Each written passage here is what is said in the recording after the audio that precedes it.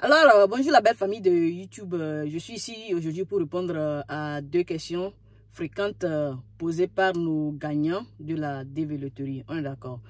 Ici, je suis votre sœur Amen. Je tiens à vous remercier pour vos contributions à cette chaîne à travers les likes, les commentaires et les partages. On est d'accord la famille. Alors, c'est quoi la première question? Il s'est fait que beaucoup de personnes ont joué la développerie comme étant des célibataires, you know, alors qu'ils étaient mariés légalement. Ils ont joué la développerie comme célibataires sans enfants alors qu'ils ont des enfants. Ok. Maintenant, pourquoi ça? C'est parce que, bon, selon ce que ces gens m'ont dit, c'est qu'au moment de jouer la développerie, ok, c'est vrai, ils ont dit qu'ils ont des enfants, mais ils n'ont pas la photo de leur enfant. Ils ont dit qu'ils ont des partenaires, mais ils n'ont pas la photo de leur partenaire. À l'instant T où ils étaient partis pour jouer la développerie. Et la personne qui était en train de les aider leur a fait comprendre que, bon, voilà, il n'y a pas de souci. Ils peuvent jouer la développerie seuls, genre célibataires, pour les gens qui sont mariés, et célibataires sans enfants, pour les gens qui ont des enfants. Il n'y a pas de souci. Lorsqu'ils vont être sélectionnés, ils auront la chance d'ajouter les informations de leur famille à leur application et partir avec eux. Mais voilà qu'ils ils ont été sélectionnés et voilà qu'ils se sont rendus compte que, en fait, ce n'est pas aussi simple que ça. Ok? Donc, ils se demandent qu'est-ce qu'il faut faire par la suite. You know? So, si vous êtes dans cette situation, d'abord, je suis vraiment désolé. Okay? Malheureusement, on ne peut pas aller en arrière pour aller régler ça. Okay? Avant de vous dire ce qu'il faut faire, je vais d'abord vous dire les options que vous avez. On est d'accord. Votre toute première option, c'est quoi? C'est de remplir votre DS comme étant quelqu'un qui est marié ou bien comme étant quelqu'un qui a des enfants si vous avez des enfants. Ok? Vous avez le choix de faire ça. Mais sachez que lorsque vous allez faire ça, bien sûr, en faisant ça, ils vont demander, si vous dites que vous êtes marié, ils vont demander la date de votre mariage. Si vous dites que vous avez des enfants, ils vont demander la date de naissance de vos enfants. Et qu'est-ce qu'ils vont faire? Ils vont prendre ces informations et comparer ça avec la date à laquelle vous avez joué à la développerie. Rappelez-vous, lorsque vous allez à l'interview, les consuls ont toujours les informations initiales que vous avez utilisées pour jouer à la développerie avec eux. C'est là qu'ils comparent pour voir les changements qui sont arrivés après que vous avez joué à la développerie. Ok? Donc, ils vont comparer ça. Lorsqu'ils vont voir que non, ces enfants-là, genre, vous êtes mariés avant de jouer comme célibataire, vous avez des enfants avant de jouer la développerie comme étant quelqu'un qui n'a pas d'enfants, ils vont disqualifier. Mais ce qui est mal dans ça, c'est que quand bien même le KCC va étudier vos dossiers, quand bien même eux-mêmes ils savent ils savent qu'ils vont vous disqualifier, ils vont toujours vous programmer pour l'interview. Pourquoi? Ils ont passé du temps à étudier vos dossiers. Rien n'est gratuit dans la vie. Donc le fait qu'ils ont passé du temps à étudier vos dossiers, ils vont vous faire payer pour le temps perdu. Right? C'est pourquoi ils vont vous programmer pour l'interview. Vous allez là-bas, boum, vous payez l'argent de l'interview et puis on vous disqualifie après. Mais anyway, c'est la toute première option. Vous avez le choix de remplir le DS avec l'information de votre famille. Et par la suite, je vous garantis que vous allez être disqualifié. Parce que l'instruction de la développerie a spécifiquement mentionné de ne pas faire ça. Ceci s'applique aussi aux gens qui ne se sont pas mariés légalement, mais ont joué la développerie comme étant des mariés. Vous remplissez votre DS. Vous avez joué comme des mariés, vous avez rempli votre DS comme des mariés. Une fois qu'ils vont voir que la date de votre mariage reflète une date après que vous avez joué la développerie, vous aurez des problèmes. Alors faites attention. Anyway, option numéro 2. On va parler de l'option numéro 2. L'option numéro 2, c'est quoi?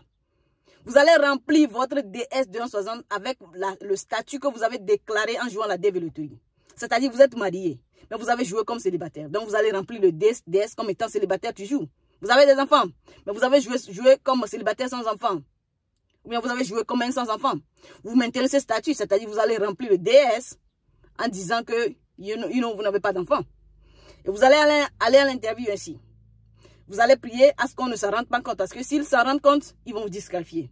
Donc si jamais ils ne s'en rendent pas compte, ils vont vous donner le visa.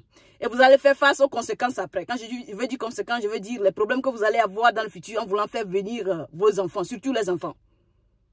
Parce que bon, si tu as un enfant de 11 ans par exemple, et que tu es parti jouer sans enfant et que tu as maintenu ce statut pour aller à l'interview et tu as obtenu le visa, demain, l'enfant, l'âge de l'enfant ne va pas diminuer, quoi. Ça augmente. Ce qui veut dire que there's no way, tu peux dire que non, j'ai joué la loterie visa en 2000, tu as joué la loterie visa, gagné la loterie visa il y a de cela 1 an, et déclarer un enfant dans le futur qui a 11 ans, alors que tu viens à peine de gagner la DV loterie, d'avoir le visa.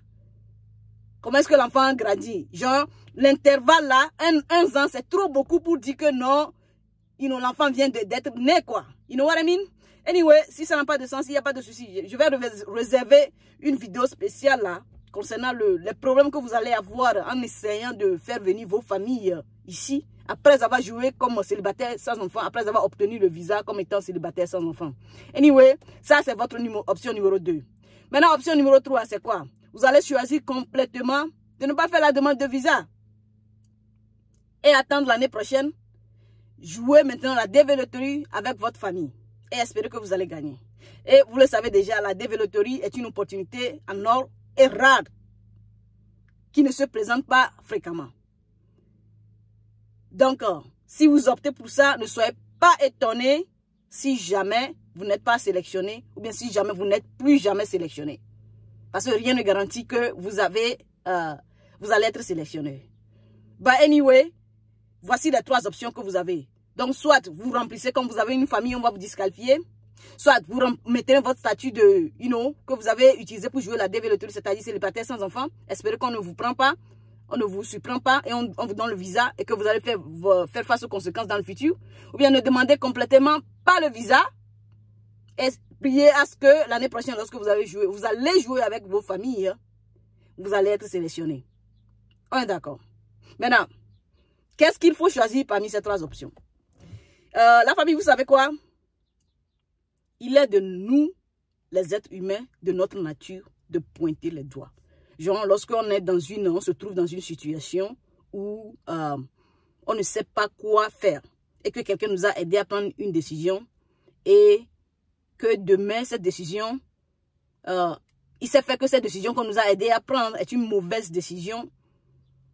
On n'accepte pas, difficilement on accepte les responsabilités, genre les conséquences, quoi. Souvent, on a tendance de dire que non, ce n'était pas ma décision. Si je savais, j'allais faire si. On est plein de si je savais, juste parce qu'on n'était pas en mesure de prendre une décision nous-mêmes. Ce qui est normal, parce que c'est notre nature de pointer les doigts. Ok? Cette situation que vous êtes en train de traverser, c'est quelque chose qui va impacter, qui va avoir de l'effet sur votre vie, que vous le voulez ou pas, peu importe ce que vous allez décider. Alors, pour cette raison, parce que c'est une très grande décision, je vais plutôt vous demander d'analyser les 3 options. Voir les options, l'option qui va vous avantager et choisissez ça. C'est une manière pour moi de vous dire que je ne peux pas vous dire quoi faire.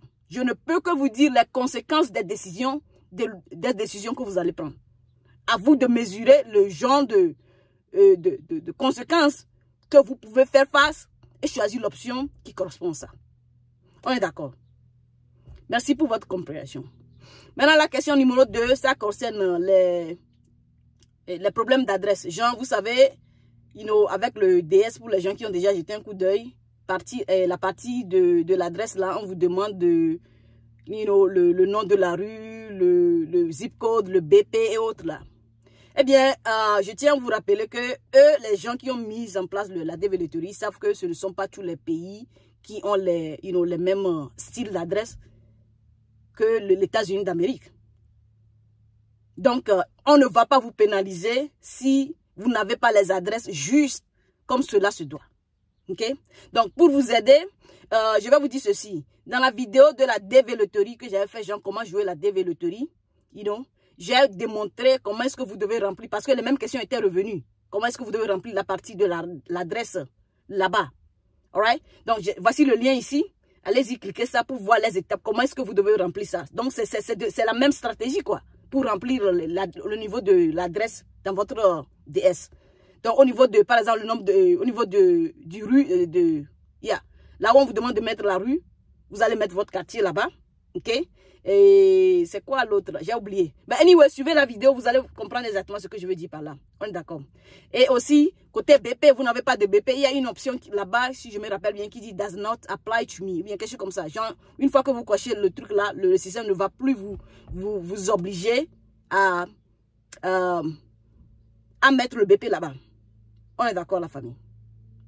Ok, j'espère que le message est passé. Je vais encore le rappeler. Il y a le risque de la communication. Alors la famille, lorsque je dis quelque chose qui ne résonne pas avec vous, ne tirez pas une conclusion.